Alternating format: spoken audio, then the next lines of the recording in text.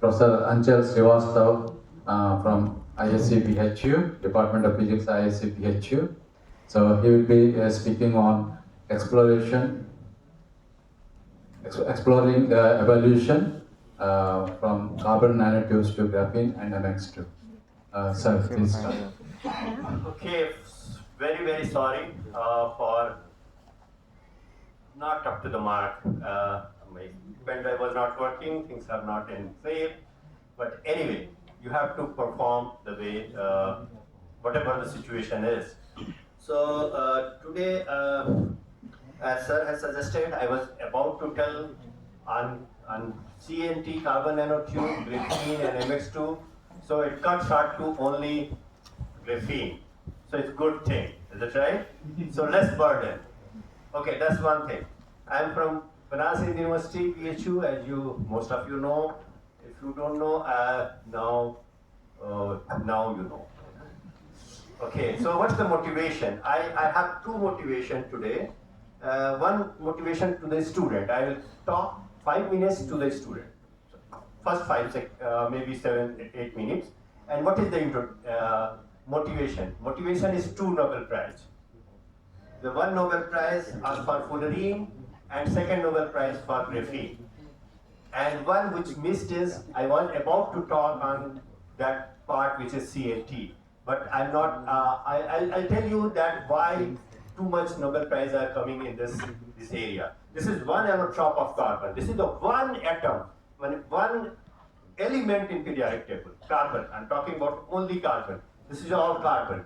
Fluorine is carbon, nanotube is carbon, and graphene is carbon. I'm talking only one element of periodic table. What I'm talking? Only one element. All are I'm giving to you. All others are for you. So get the Nobel Prize. How many Nobel Prize we are expecting? If we are 100 elements are there, 200 Nobel Prize we are expecting in this area, okay? So there is a 200 Nobel Prize is waiting for you. Please come jump in and do it. That's the one thing. I just want to, okay, let us brief little more. So Karl, Kroto and Ismaili, these are the 3 people who got the Nobel Prize for fullerene. And Sumo Ijima and P.M. Ajian also there at that time as a postdoc. Their people missed the Nobel Prize for carbon nanotube. And the 3rd Nobel Prize came in for graphene in 2010, I believe, yes, 2010, to Kaim and Novosolo. What is so special about it? Nobel Prize, coming Nobel Prize is big thing. So what is so special about it? What is so special about this area of research? That is the motivation. So I have few slides, but not here at the moment, but I try to recall and talk to you that what is the motivation of this nanoscience? That's the goal. So why nanoscience? We should do nanoscience. Why? That's the question. Okay, so before that, let us ask one question that what is nanoscience or nanomaterials or nanotechnology? What is that? So in this room, if we see, I'm taking one example, if I see that this table is made or this chair is made, somebody has made it, is it right? So if they want to make a table or chair, how he will start? First he will really think about it, that I am going to make a table which the dimension is this, what are the raw material required.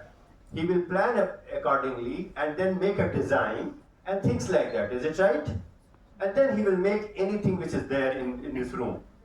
Whatever we have here in this room, which is visible to our eye, is made by the people, most of them, and therefore, this is some hypothesis has been done. They think about it, they design it, and then collected the raw material, and then with some tool, they made this whole structure, is it right?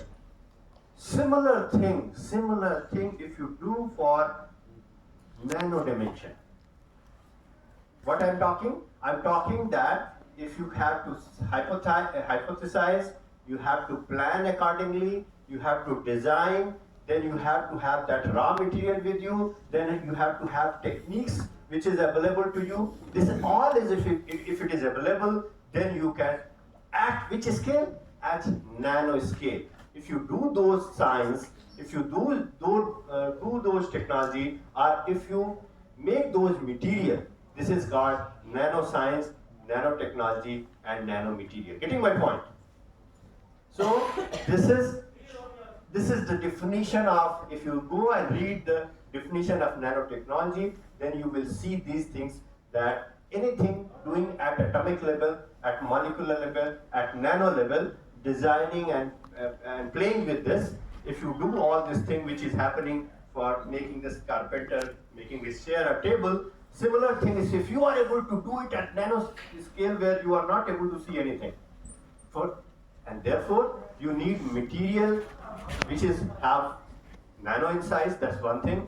You need a tool which can see and play around with nanomaterials.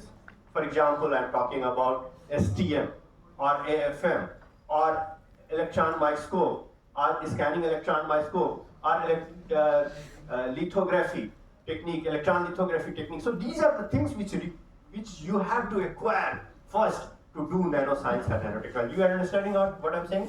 So if you want to do nanoscience and nanotechnology, in that case you have to have this all armament, all क्या कहते हैं, युद्ध में जाते हैं तो सारे weapons चाहिए आपको. So you need nanomaterials, you need tools like I told you, STM, AFM, nanolithography system, nanomaterials. You have to synthesize nanomaterials and synthesize, and then you are in position to work nanoscience.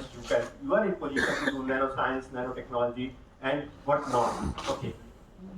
So this is the requirement. And if you do those things, then there is a couple of Nobel Prize which is going to come in future. I'm pretty sure. Now people are renamed it nanomaterials or nanotechnology. They renamed it quantum material. This is same thing. So the second question is why it is so important? So the question is that why this nanoscience is or quantum material or one-dimensional quantum material or two-dimensional quantum material, or this is the jargon of words you have heard about it. So why it is so important? The question is this, that all the things you see here in the lab, our mobile phone, our screen, our projector, microphone, this device which I'm wearing, anything which you see, this is all of the size. What is the size? Size range. What is the size range? From millimeter to, okay, inside you can say some chips are there. So micrometer to millimeter. This is the size range, is it right? Agree? I'm talking about bigger sizes like kilometer size things and even bigger. So this all up to micron, they are governed by one physical rule, which is known as classical mechanics. Agree? Yes or no? Yes. So whatever the things which we are dealing with today is all comes in a classical domain, Newtonian mechanics or classical mechanics. But when you come down to micron and these two nano, then you have studied that the properties start changing. Their thermal property will change, their mechanical property will change, their electronic property will change, and their mechanical property will change. All optical property will change. So all property is getting changed, start getting changes, and therefore your classical mechanics will not work. It is good thing in one sense, and it is bad thing in one sense. So all the devices which you are making in nano sizes, it will not behave. For example, if you have to make a resistor, capacitor resistor, if you make its sizes smaller like nano sizes, then it will not follow the Ohm's law. So if it is not follow the Ohm's law, then it is one way it is bad thing, that because our device is not behaving the way I want. But new thing is in that way that it will going to behave in a different fashion, and therefore open an ample opportunity to you to work. Okay, so therefore, we are old people and we will not so excited now. We are thinking about our health, our kids, and our sugar level and blood pressure level. But you can think about, because you are young, you can take the challenges. There are some scientists like Vipin who is to take challenges, but we are not. We are old, right? So, but you are young and you can take the challenges, and therefore you can do some good science, and therefore there's opportunities open. That's my point. So you have enough. We are giving you enough opportunity to work, because if you do nano in nano domain, you have enough opportunity. Okay.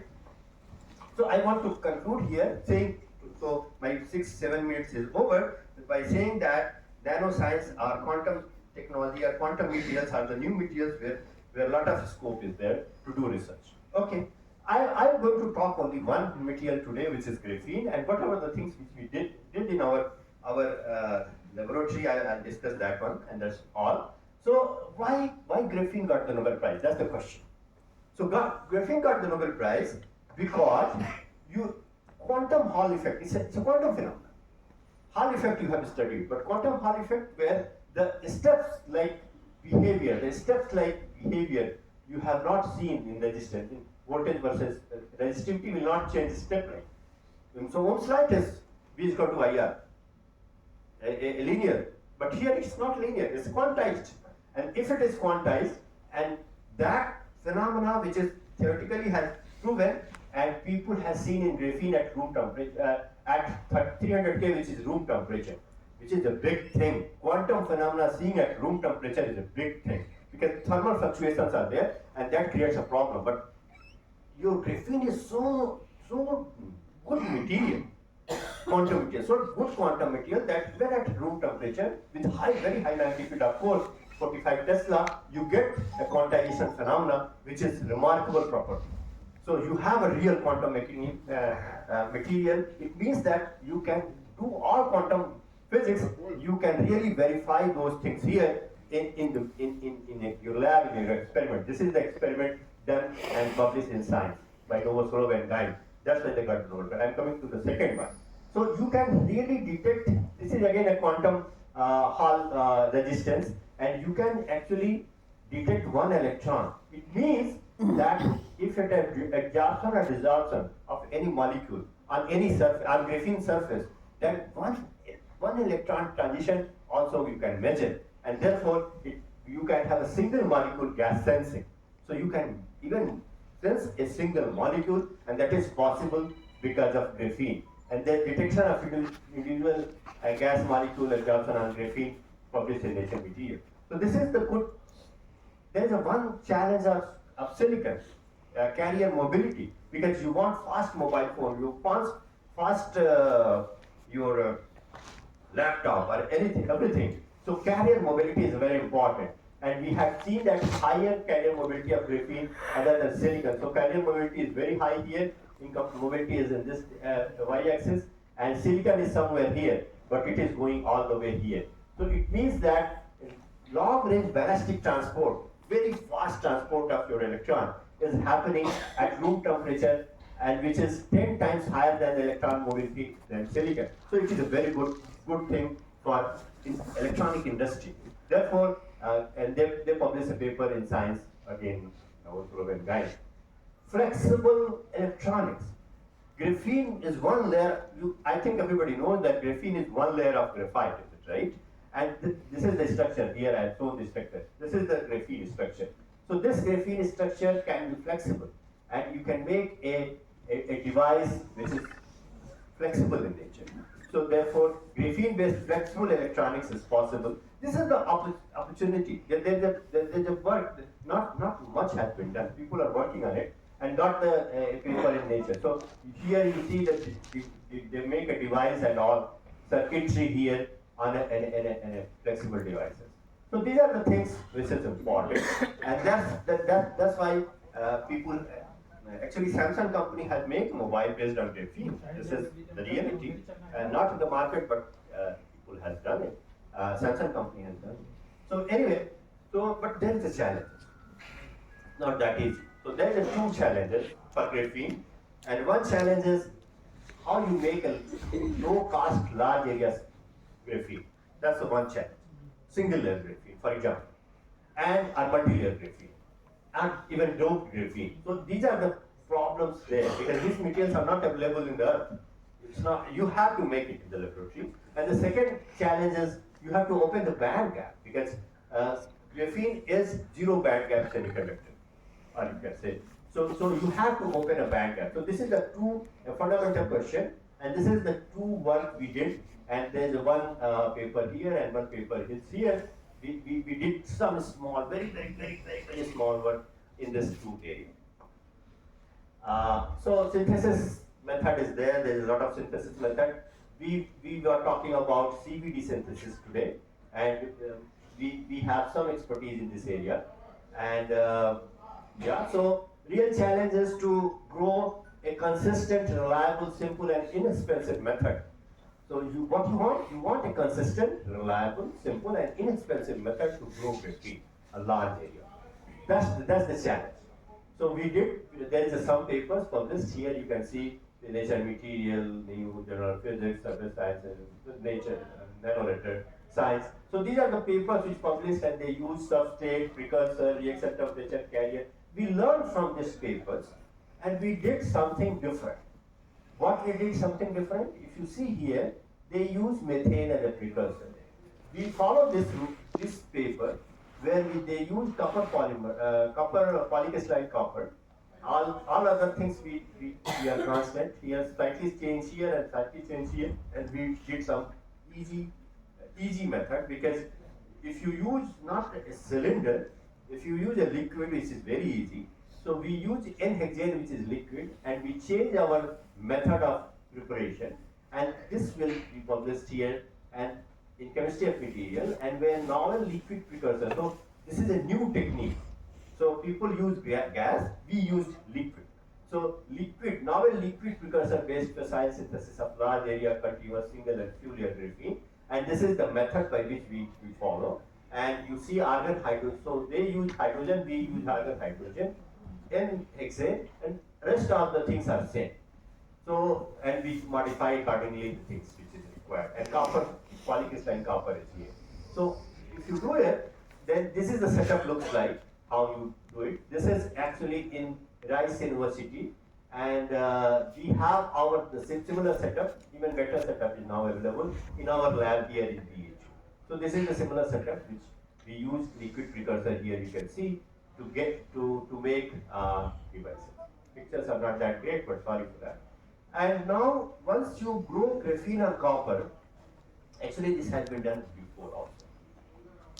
But what has not done so that people know the property about it, they never thought about graphene as a quantum material. They grow carbon materials or things on copper. A lot of papers, if you go in the 60s, you can find it. But what they have not done is transfer it on the insulator and study their electronic properties. And study their other properties, like quantum Hall effect or any other property. This is the thing done by the people of Dime and Novosola. So that is the most important thing. So people have known some materials but not studied very well. That's the important thing. And here, this is the transfer of graphene is very important. So you grow graphene on copper, then you this is copper substrate, you CVD grown graphene on copper, then you put PMMA spin coat, then you dissolve this copper by acid, then you fix it on silicon, then dissolve this PMMA by acetone, and finally you end up graphene on silicon dioxide. And now this material is ready to do any kind of photo detector measurements or electronic measurements or biosensing or whatnot. We have how many? Two minutes. 2, 3. So yeah, so done. So this is the method which you can see here is that graphene is grown here. You can see. So this is the graphene grown on copper, and this is the same thing. We did all the process which we had told you, and then you do ASTM because you cannot see single layer by your eye. So we do it here. This is the reflection you see. It's not you don't know exactly. It is the reflection contrast developed optical contrast. That's right. But the real sense you are seeing in scanning electron microscope, this is graphene, and then you can see Raman, this is all which is required. Here you see single layer, double layer, triple layer, and four layer. You can do atomic resolution nowadays possible. So you see there is a grain boundary. Here no graphene is there. Here this atoms of graphene. Here you can see even more a pattern, two layers of graphene. So you can find the grain boundary and many other details you can study using high quality transmission electron microscope, which is aberration free. And then we'll come to the band gap opening. We just show one slide that this is important, and this is the paper which we did it. I am somewhere here where we have shown that hybridized boron nitride in graphene domain, and it will open a band gap in the system. So that is the thing. Here this properties, I'm not going to go in detail, but here I just want to tell that if a band gap of 19 millielectron volt has been opened by doping hexagonal boron nitride. That's all. I think. Okay, thank you.